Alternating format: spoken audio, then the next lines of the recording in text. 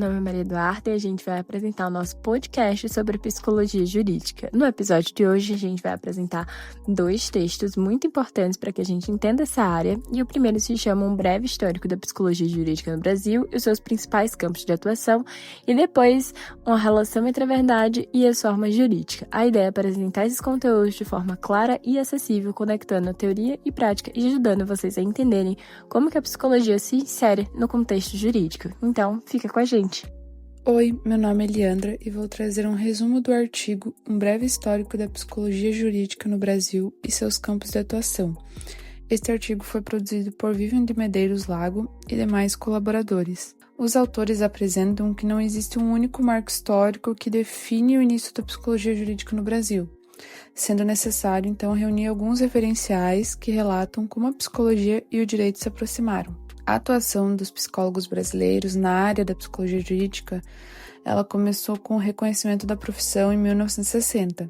No início, a atuação ela era limitada e muitas vezes voluntária, principalmente ligada à área criminal, com foco em criminosos e adolescentes infratores. Mas com o tempo, especialmente após a Lei da Execução Penal de 1984, o psicólogo ele passou a ser reconhecido pela instituição penitenciária. No começo, a psicologia ela era uma prática voltada para a realização de exames e avaliações, na busca por diagnósticos. E o psicólogo ele era visto como um testólogo, alguém focado no uso de testes psicológicos. Mas com o tempo, a atuação ela ficou mais ampla, incluindo a realização de intervenções, orientações e acompanhamento. E os testes eles foram utilizados de forma mais objetiva. Atualmente, a psicologia jurídica ela atua em várias áreas do direito.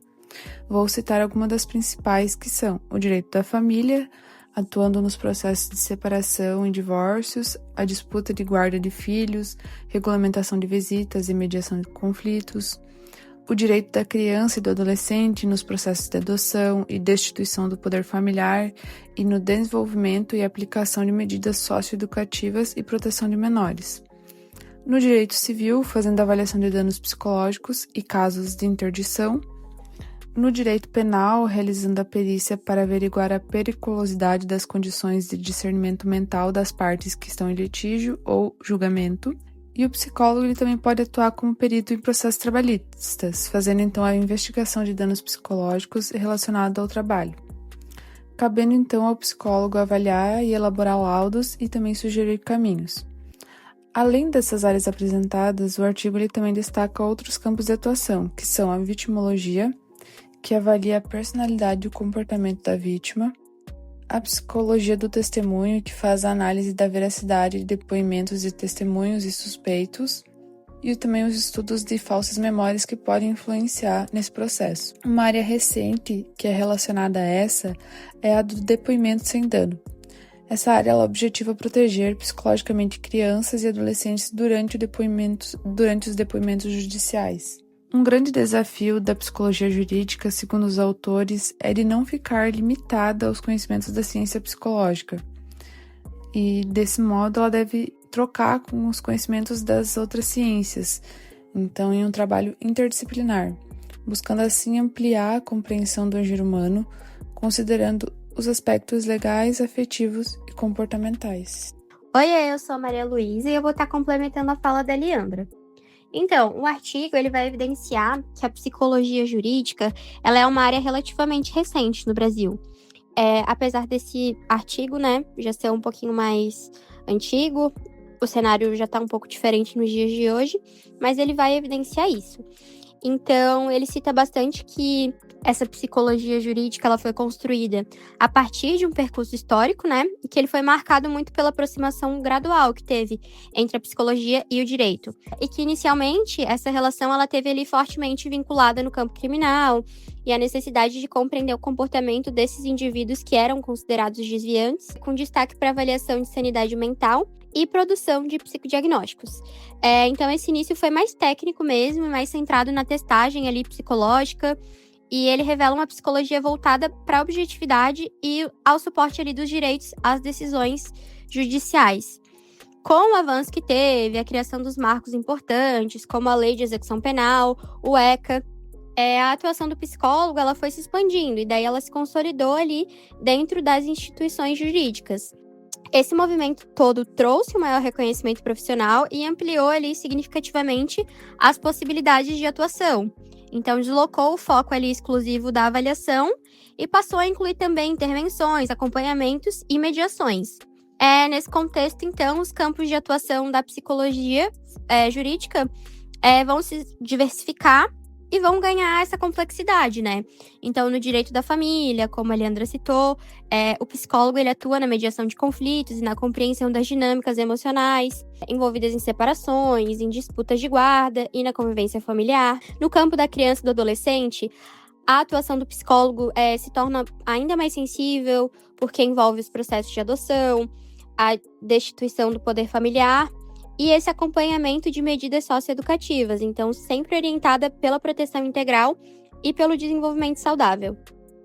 Tem também o âmbito do direito civil, então ali se destaca a avaliação de danos psíquicos e a análise da capacidade civil dos indivíduos, enquanto no direito penal permanece a forte presença da perícia psicológica, né? Especialmente na avaliação de sanidade mental e periculosidade, além do trabalho em instituições que são prisionais e nas psiquiátricas. E daí, no direito do trabalho, o psicólogo contribui, então, para a identificação de relações entre sofrimento psíquico e condições laborais, e atua principalmente ali nos processos periciais, né? Além de todos esses campos tradicionais, a Leandra traz também que o artigo aponta para novas frentes de atuação, que são a vitimologia e a psicologia do testemunho, e que ampliam o olhar sobre o sistema de justiça, incluindo a experiência da vítima e a análise da confiabilidade dos relatos. Então, a gente pode concluir com esse artigo que a psicologia jurídica passou por todo esse processo de transformação. Então, ela vem de uma prática que foi inicialmente restrita à avaliação técnica, ela evolui para uma atuação mais ampla, interdisciplinar e sensível às dimensões sociais e subjetivas dos sujeitos que foram envolvidos, né?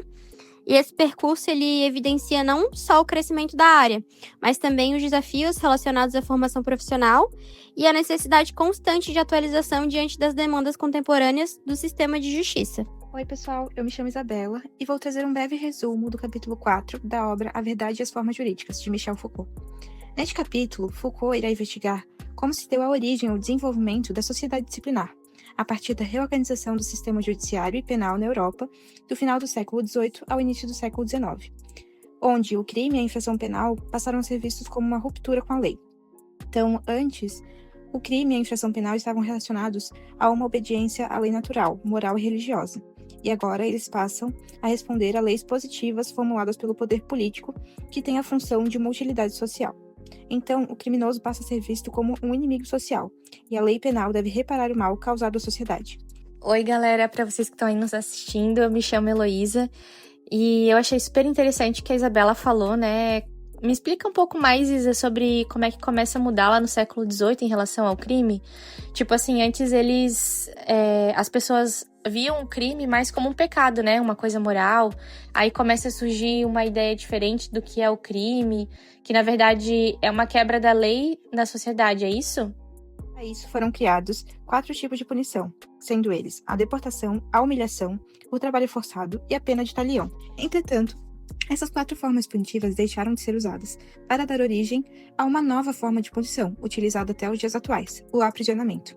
Foucault diz que o aprisionamento, que surgido no século XIX, não tem uma função direta com a lei jurídica, e sim um caráter de instituição, que vai olhar muito mais para o ajuste ao indivíduo do que para a própria utilidade social, sendo daí que surgiram as circunstâncias atenuantes. São formas legais que o juiz pode utilizar para diminuir ou aumentar uma pena. O aprisionamento vem, então, na função de controle e reforma psicológica e moral das atitudes e do comportamento dos indivíduos, segundo o próprio Foucault. Daí surge também a noção de periculosidade, na qual as virtualidades do indivíduo são mais importantes do que os atos que ele propriamente cometeu.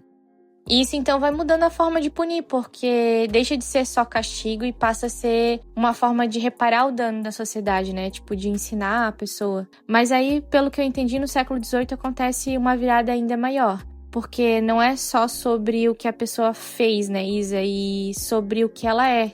Como se comporta, para reparar essa pessoa na sociedade. Para fazer o controle dos indivíduos, foi necessária a separação dos poderes, em judiciário, executivo e legislativo, e também a criação de instituições, tanto de vigilância, como a polícia, quanto de correção, como as clínicas psiquiátricas. Foucault irá nomear essa nova fase como ortopedia social, pela sua função de correção e vigilância dos indivíduos, que foi amplamente inspirada no modelo arquitetônico panóptico, no qual uma torre central abrigava um vigilante, que conseguia ter a visão a todos os prisioneiros ao redor dessa torre, e os prisioneiros, no caso, não teriam visão ao vigilante. E aí que entra a ideia de sociedade disciplinar, certo? Que foi o que você falou, que basicamente é uma sociedade onde todo mundo está sendo observado o tempo todo, mesmo que não perceba, que é o exemplo das escolas, o exemplo da Paráptico, inclusive, né, que você tinha falado ali. É tipo uma prisão onde a pessoa consegue ver todo mundo, que todo mundo consegue ver uma pessoa só, aliás, né, mas ninguém sabe se está sendo observado de fato naquele momento. Mas é muito doido, porque a pessoa começa a se comportar como se estivesse, de fato, sendo vigiada. E isso, trazendo para a psicologia jurídica, mostra que o sistema penal começa a olhar não só como um crime, mas para o comportamento, para a personalidade e até para o risco que a pessoa representa para a sociedade. Ou seja, a gente foi evoluindo do século XVIII, como você falou, que não é só para punir, mas para controlar e moldar o comportamento. E isso não só acontece na prisão, né? A gente vê isso nas escolas, nos trabalhos, nos hospitais, nas faculdades. É como se a sociedade inteira funcionasse nesse esquema de vigilância, né? Então, no fim das contas, dá para ver que o direito penal, não serve só para punir, mas também para organizar e controlar a sociedade de uma forma bem mais profunda. Nisso cria-se um saber-poder em função da norma vigente, que vai ser também o berço das ciências humanas, como a sociologia, a psicologia e a psiquiatria. Neste capítulo, Foucault irá se debruçar sobre a história da França e da Inglaterra para entender como se deu a criação da sociedade disciplinar.